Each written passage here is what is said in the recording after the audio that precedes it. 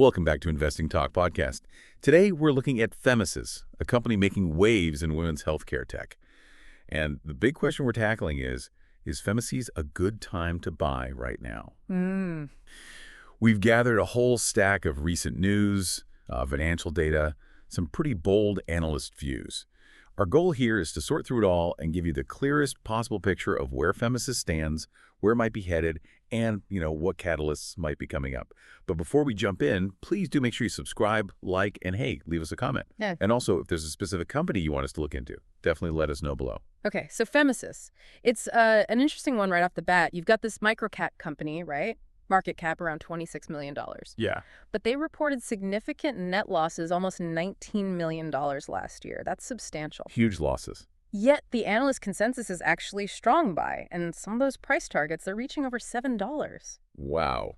So high risk on one side, but really high confidence on the other. That's quite the disconnect. Exactly. That tension is what really defines this stock right now. How does a company that small, losing that much, generate such bullish calls? It must be down to execution, right? They must be moving fast on something. That seems to be the core of it. They're really focused on turning their clinical innovation, which seems quite strong, into actual sales, actual commercial traction, especially outside the U.S. And they've really picked up the pace recently, hitting global regulatory milestones and locking down commercial partnerships just in the last few months. Okay, so where are we actually seeing this traction happen? What products are leading the charge? Well, the main focus is overwhelmingly on their flagship product, FemBlock. That's their non-surgical permanent birth control device. Just looking back at September and October this year, 2025, they significantly expanded their reach in Europe. They partnered up with Kibomed for distribution. Kibomed, right. And that's not just a piece of paper, is it? There are other steps involved. No, exactly. It's backed by real regulatory movement. They started a post-market surveillance study for FemBlock over in Europe. Okay. And that's important because It's a critical step. It gets them past that initial approval hurdle and really sets them up for wider, more sustained adoption in those key European markets.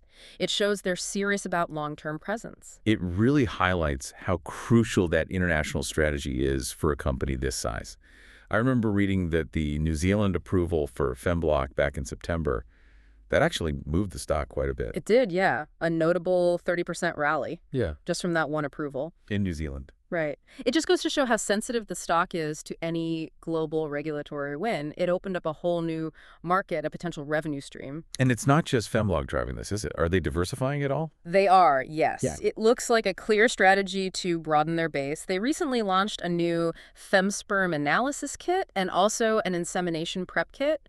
So they're pushing into the wider diagnostic and intrauterine insemination markets, trying to become a more comprehensive player in certain gynecology niches. Makes sense. But like you said, all this expansion, regulatory work, it costs money. Which brings us to their finances. They did a public offering. They did. Back in August, they raised $8 million. And that was pretty crucial, I think. Why crucial? Just for operating cash? Well, partly, yes. Right. It provides that necessary working capital to keep pushing those global filings and support the commercial rollouts we just talked about, getting sales teams up and running, marketing. But there was another key aspect. That offering also helped them get back into compliance with Nasdaq's minimum equity requirement. Yeah, the delisting risk. Always a worry for smaller caps. Exactly. So that move significantly reduced that near-term risk, which definitely helped market sentiment. Okay, so they shored up the balance sheet, dealt with the Nasdaq issue. But raising $8 million still means dilution for existing shareholders. And with those big losses you mentioned, how long does that $8 million really last them? That's got to be on investors' minds. Absolutely. That cash burn rate is the core risk here, no doubt. However, the Q2 results from 2025 did offer a little bit of positive news on the expense side. Now, revenues, they were lower than analysts expected. That was a miss. Not great. No. But interestingly, their cost management must have been quite tight because their earnings per share actually beat the estimates by about 0.02 cents. Okay, so they controlled spending better than anticipated. Right. And for a company deep in these expensive global rollouts, sometimes proving you can manage costs effectively is, almost as reassuring to the market as hitting a revenue target. Sometimes more so. Okay, let's maybe pivot from the recent news cycle and get into the fundamentals a bit more. The picture seems to be, as we said, rapid growth potential, but also really high expenses. Can you lay out that growth story for us? Sure. Looking at revenue, the growth has been, well, pretty exceptional on a percentage basis. In 2024, they saw revenue jump almost 52%. 52%. Okay. Yeah, up to $1.63 million from $1.07 million the year before. It shows that where their products are available, they seem to be getting strong traction. There's real demand. But then there's that shadow, right? The cost of achieving that growth. You mentioned the $18.82 million net loss figure. That's a huge burn. It is a very significant burn rate. So if they're investing that heavily, what's their unique selling proposition? What's the competitive edge that justifies pouring that much cash into it? What's their niche? I think their advantage really comes down to specialization. Femasys focuses exclusively on women's healthcare, specifically therapeutic and diagnostic solutions, things like Femasys, FemView, and of course FemBlock. They offer unique, often non-surgical approaches. And that tight focus lets them target and potentially capture significant share in these specific niche areas. Areas that bigger players might overlook. Or areas where bigger, more diversified med tech companies might struggle to innovate or move as quickly. It leaves an opening for smaller, more agile companies like Femasys to potentially dominate a specific vertical. That makes sense. That structural niche is probably key to the whole investment thesis. Just to put it in scale again for everyone listening, the market cap is around $26 million. Roughly, Right. And trailing 12-month revenue is just under $1.9 million. Yeah, it's definitely a microcap story. Big ambitions, growth potential, but very dependent on flawless execution, especially globally. Okay, let's unpack the market sentiment then. We've Right. got this picture. Huge growth, big losses, interesting niche products. How is the market actually reacting? What are the technicals telling us? Well, the technical reality is volatility, extreme volatility, really. Over the last year, the stock price has swung wildly. It's been down near 30 cents and up around $1.80. That's a massive range. It is high risk, obviously. But for traders, that kind of volatility can also offer potential for significant short-term gains if you time it right around catalysts. And technically, we're seeing some conflicting signals right now. If you look at key momentum indicators like the moving averages, the 50-day and 200-day SMAs, Which usually tell you about the longer-term trend.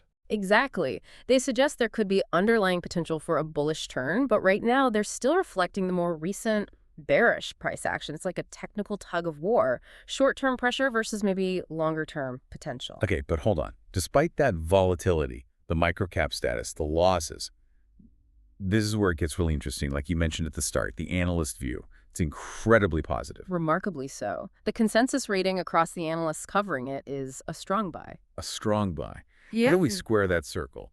High risk, volatile stock, yet Wall Street is saying go for it. Well, the analysts are clearly looking past the current losses. They seem to be betting heavily on the future success of those international rollouts, FemBlock adoption, and just the overall structural growth trend in women's health technology. And the price targets really reflect that optimism. We've seen targets mentioned as high as $7.33. The average forecast sits around $2.52 by the end of 2025. So they're pricing in successful execution that hasn't fully shown up in the financials yet. Precisely. They're betting on the potential, on the future global execution and market capture, not the current profitability. What about insider activity? For small companies like this, that can sometimes be a useful signal. Are insiders buying or selling? Yeah, that's often a good tell. But currently, the sources we looked at don't show any detailed information on recent insider trades buying or selling. So without that signal, the overall market sentiment seems to be leaning heavily on those positive analyst ratings and the tangible progress they've made internationally, like in Europe and New Zealand. Okay, let's look ahead then. The next, say, 3 to 6 months. Are there specific dates, specific events confirmed, or even just rumored that investors should have on their radar? Things that could really move the needle. Yes, definitely. There are several confirmed short-term catalysts coming up. Probably the most important one is the Q3 earnings release that's scheduled for November 11th, 2025. And what will people be watching for in that release? The key focus will absolutely be the revenue trajectory. Are those international efforts starting to translate into meaningful sales? And, closely related, updates on the commercialization pace. How fast are things moving with Kibomed in Europe? How's the New Zealand launch progressing? Investors will want confirmation. Right, proof that the strategy is working. What else is confirmed? Well, moving into December, you have potential market structure events. These can really impact smaller stocks like Femasys. We're talking about possible quarterly rebalancing in key small-cap ETFs, things like VTI, VXF, IWC. That usually happens around December 15th. And then there's the year-end institutional holdings disclosure around December 22nd. Why do those matter so much? Because ETFs rebalancing or institutions disclosing holdings can sometimes trigger mandatory buying or selling of shares, regardless of the company's news flow. This can cause predictable spikes in volatility and trading volume around those dates. Definitely something short-term traders watch. Got it. Okay, so those are the knowns. What about the unknowns, the whispers, the speculation? What rumors are floating around that could potentially impact the stock? The speculative side. Always interesting with microcaps. One persistent rumor is the potential for a strategic partnership, or maybe even an outright acquisition. My who? A bigger player. Exactly. The thinking is a larger, established medtech firm might want to acquire Femasys to quickly get their hands on that specialized non-surgical portfolio, particularly FemBlock, and plug it into their existing, much larger distribution network. That makes a lot of strategic sense given their niche focus. What else is being talked about? There's also industry chatter about potentially accelerated FDA approval pathways here in the U.S., maybe getting a breakthrough device designation for either FemBlock or Femasys. And that would be huge. Yeah, because it could significantly speed up their access to the massive U.S. market, which they haven't really cracked yet in a big way. Game changer, potentially. And finally, you hear whispers about broader changes like potential expansion of insurance reimbursement for fertility treatments, which would directly benefit products like Femasys. And linked to the European push, rumors of even larger multi-country distribution deals beyond the current Kibomed one. Lots of potential what-ifs out there. Definitely. And for a stock this size, sometimes the rumor itself can move the price, even before anything is confirmed. So if we try to pull all of this together, connect the dots. The overall outlook summary does lean bullish. You've got these consistent regulatory wins happening globally. They secured necessary funding recently, even if it caused dilution. And that international footprint is clearly growing. Europe, New Zealand, all these pieces seem to be setting the stage, building momentum, creating a potentially powerful narrative heading into 2026. Okay, so boiling it all down for you, the listener, what's the final verdict? We're assigning an investment thesis summary with a bullish rating of 8 out of 10. Why an 8? Well, it seems attractive for potentially two kinds of people. First, maybe for short-term traders who are comfortable with high volatility and want to play those upcoming catalysts we talked about, the earnings, the market structure events, even the rumors. And second, perhaps for longer-term investors who believe in the underlying story, the structural growth in women's healthcare, Femasys' unique niche, and their potential to eventually dominate that specialized area. Which brings us right back to that fundamental trade-off we highlighted at the start. It's the core tension here. You have impressive, 51% annual revenue growth, aggressive global expansion plans, that's the bull case. But against that, you have to weigh those significant nearly $19 million annual net losses.